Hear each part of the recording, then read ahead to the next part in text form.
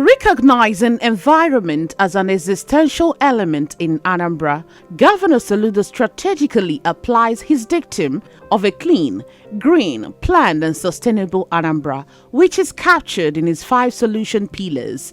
Governor Soludo's first public assignment as Anambra State Governor was confronting the Okpoko axis of the Onitsha urban slum neighborhoods. This was just a day after his inauguration. Since then, he has increasingly demonstrated keen interest in urban renewal. The administration has worked out a sustainable scheme for proper waste management, ranging from waste collection to waste-to-wealth schedule.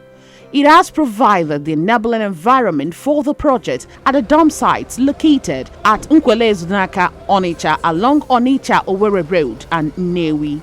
Recently, the Anambra Ministry of Environment launched the All Anambra Communities Plastic Waste Recovery Challenge, organized in collaboration with Anambra State Waste Recyclers Association, which is still ongoing. The efforts of this administration to ensure a clean, green and sustainable environment has led to setting up of recycling banks by recycling companies operating in the state.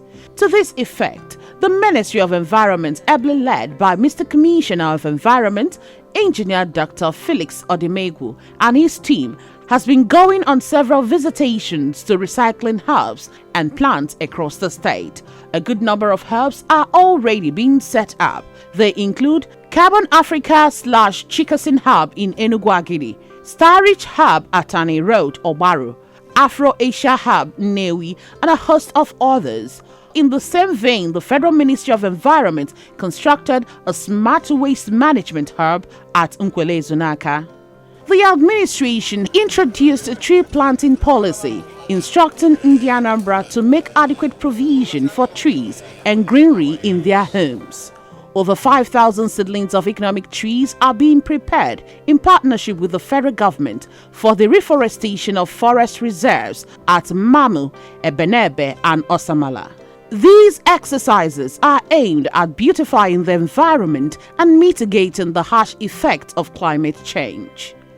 Confronted with the devastating flooding that submerged over half of Anambra habitation in the early months of the administration last year, the government succeeded in managing the multidimensional crisis of displacement of hundreds of thousands of families, huge material losses and loss of lives, destruction of private homes, farmlands, schools, hospitals, churches, markets, roads and bridges.